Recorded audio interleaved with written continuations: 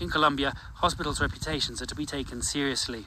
Too many have inadequate resources and poorly trained staff. I live close to one of the best and so went there. The country was then in the middle of its third COVID wave. The daily number of cases and deaths were hitting record highs and hospitals were under strain. Before any sort of medical assessment, I first had to pass the administrator. She wore a face mask but no gloves. She asked for my ID card. I told her I had COVID, but she took it from me anyway. It was weirdly comforting that she wasn't alarmed, but she hadn't taken any basic hygiene precautions.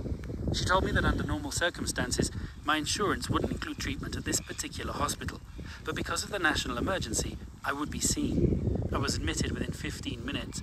My oxygen saturation had fallen to 78%, well below the 95% considered normal and safe. The problem was, there were no free beds.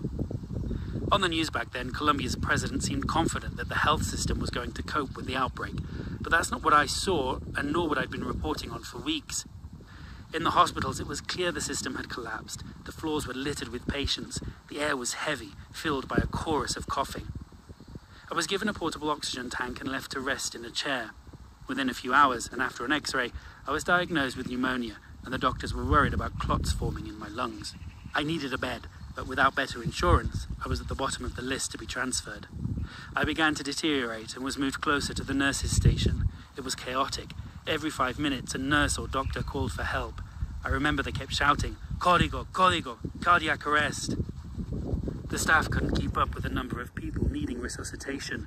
On my second day in hospital, still without a bed and slouched in a chair, I slept very uneasily, taking shallow breaths and hoping I would wake up again.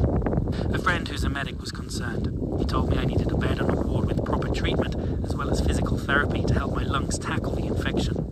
That was not going to happen here. The hospital was beyond breaking point, and without adequate insurance, I was on nobody's radar. I was not a priority. My friend knew someone working in the district health authority, one of the people